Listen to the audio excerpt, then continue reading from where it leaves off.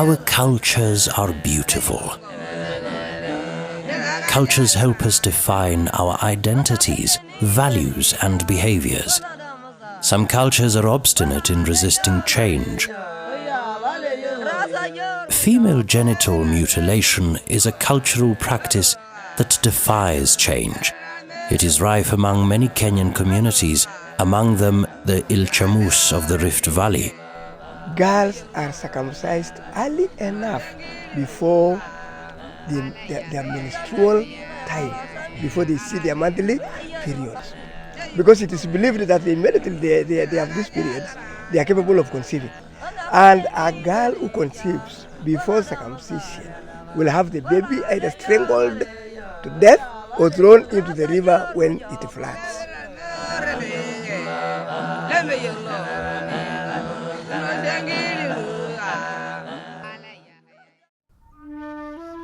Female genital mutilation denies girls and women their inherent human rights. Grace Lechuta from the Ilchamus community was cut at 9 years and promptly married off. Nilikuwa mdogo sana. Nilikuwa nalala hata hiyo nyumba. Hiyo ya mama ya mzee. Kama tu mtoto yeye boma. Nikakaa mwaka 3, mwaka 4, nikaambiwa fanya aje? Enda lala ile nyumba. Ile nyumba ndio nalala. Sasa hapo hivyo ndio nilianza maisha wakati niliingia kwa hiyo nyumba. Nikasurvive tu. Makada nikasoea. Sasa nifanye nini? Lazima nisoea. The harmful effects of female genital mutilation are a source of great sadness in the work of legal and community health workers. Once the girls have been circumcised at the age of 12, 13 years, that one gives them a go-ahead to marriage. So they get married off to old men of their parents' choice. This means early pregnancy. Early pregnancy comes up with so many complications. So they get complications like preterm labor, abortions. Then when it comes to delivery, they are not able to go through the process of labor successfully. So they get obstructed labor. Their bones are not mature enough to allow the baby to pass. With obstructed labor, that comes with prolonged labor. Prolonged labor comes with complications like ruptured uterus, fistulas, tears of the female genitalia, many other complications. In most instances, we lose the mother and the baby. For decades, civil society organizations advocated for a policy to eradicate the harmful cultural practice. The Children's Act of 2001 offered some level of protection to vulnerable young girls. The practice continued unabated despite the law. Passage of the 2011 Prohibition of Female Genital Mutilation Act was a milestone that gave some force to the fight for eradication. The law was actually very good. It was a deterrent, and the fact that it put in responsibilities, and having an act of parliament is also good because now it also gives the judiciary the teeth in terms of when I'm jailing you. It also gave a role to the DPP, the Director of Public Prosecution, that now this is your role as a Director of Public Prosecution to ensure that people are actually arrested and charged. Legislation against the practice has not succeeded in eliminating the practice. It remains entrenched in communities that traditionally practice it, as these law enforcement officers attest. They are doing it, but very secretly. They have now started ferrying children from this one location to another. Somebody from Mosiro can bring a lady from those ends to this area of mine, and I don't know her. I don't know that family which is in Mosiro, so they come and do it secretly. Unakuta ya kwamba msichana ametahiri, kama ametahiri usiku hapatikani kwa barabara vile zamani walikuwa wanatembea kwa barabara wakiwa wamefunga vitambaa, wanaendelea kutembea ya kwamba na mafimbo ile ambayo imetengenezwa imewekwa kara. Lakini siku hizi unaona ya kwamba wameenda kabisa, unapata ni vijana peke yake wako kwa barabara. FIDA Kenya has worked to prevent the systematic discrimination that female genital mutilation occasions in the lives of girls and women. The program has trained law enforcement officers and facilitated them in setting up gender units in their structures. In police stations, gender units attend to female genital mutilation among other cases of gender-based violence. Police officers trained on gender violence issues collaborate with FIDA paralegals and local community-based organizations. They serve as community whistleblowers on female genital mutilation matters. Tuna collaborate vizuri sana sana na children officer, sana sana na police ni government ya, hata OCPD wako positive, wako free. Hata sahii nikienda nao hapo kwa police station utaona wako free na kasi wetu. Sana sana hata CID. As a key advocacy and community education strategy, FIDA Kenya has formed strategic partnerships to enable the implementation of a sustainable multi-sectoral intervention at the community level. As the joint program, each organization we work with, like World Vision, we work with the Anti-FGM Board, we work with the Gender Directorate, which are government agencies. We work with community-based organizations. We work with the teachers' organizations. So each organization has been given an area where they do advocacy and where they have a strength on. Like as FIDA, we dwell more on law enforcement and policy, and we target the county and national level agencies of the government. Through training and social mobilization, the program has incorporated community-based change agents in community education activities. Community-based partners include chiefs, pastors, teachers, and other opinion leaders. Girls who have escaped the cut have been trained and incorporated into the program as community-level champions. The girls have successfully served as role models who influence their peers not to engage in the practice. Research studies identify men as critical barriers in female genital mutilation advocacy efforts.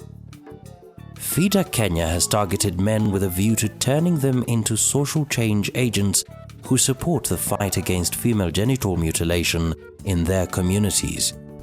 Harrison Oleme Guran is a Moran from the Ilchamus community in Baringo County. Mimi ni kiongozi katika Moran, Ilchamus Moran, the current age set, that is Ilmengati age set. Mimi haswa napenda utamaduni yangu kabisa. Napenda utamaduni ya jamii ya Ilchamus. Sherehe zote mimi nahudhuria kama Morani. Lakini kuna utamaduni zingine ambao zimepitwa na wakati, ambao iko na madhara katika jamii yetu.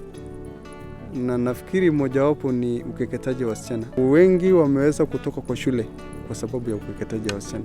Ndivyo najitolea kuingia hizo utamaduni zetu na kuongelesha hawa waache ukeketaji wa wasichana.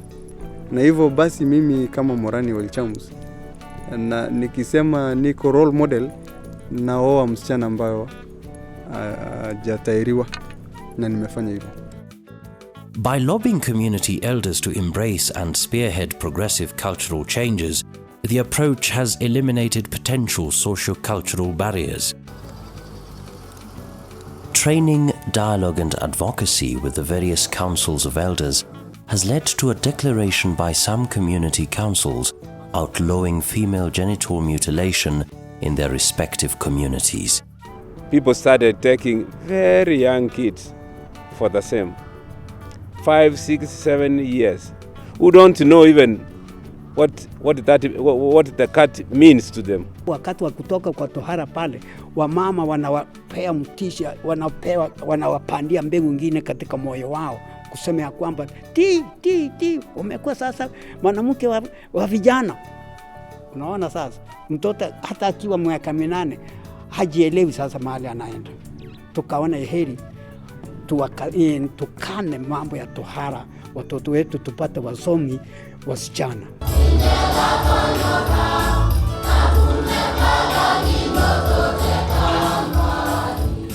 Strengthening partnerships with respected community institutions has ensured that the program has access to credible media for communicating the female genital mutilation messages. In Narok County, churches have provided steadfast platforms for enhancing community education.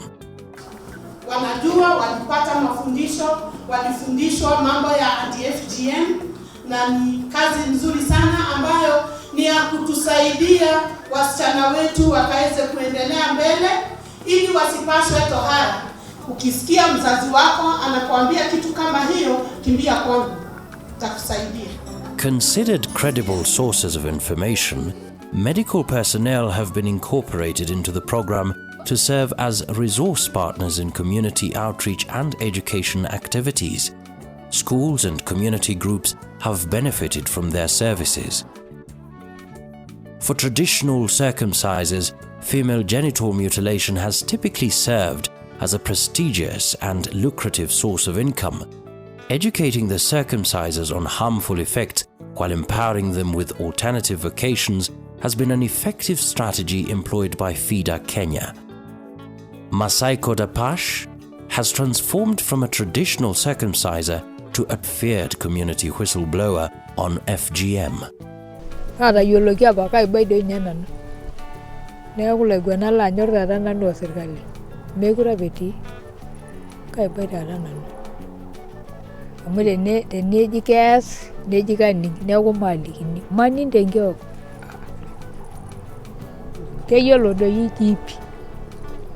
You have understood the meaning of the peer, isn't it? Yes. I mean, people of the same.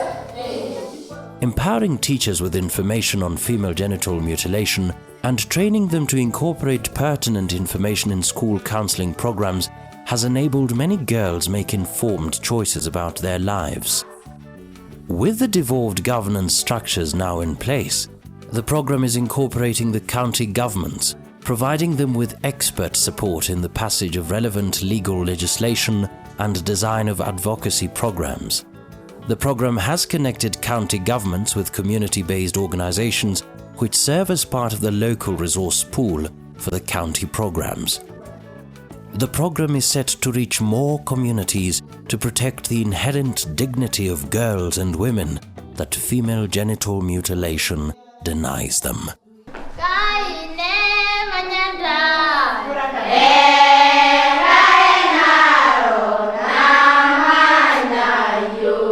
We'll look at the gaps, where the gaps are.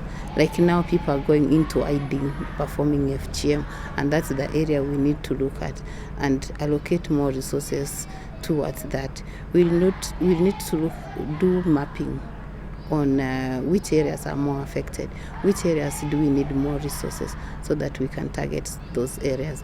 But as it is, FGM has reduced by 6%, and this is because of the coordinated program, the joint program that we run. We are working more right now in terms of alliances. We are building alliances instead of going as a lone ranger. So we are talking in partnerships with different players, because as alliances we make a bigger step than when you're at it alone. But what we are saying is that we will not lose our vision and mission, because for us we say we've come a long way, but we still have a journey to go.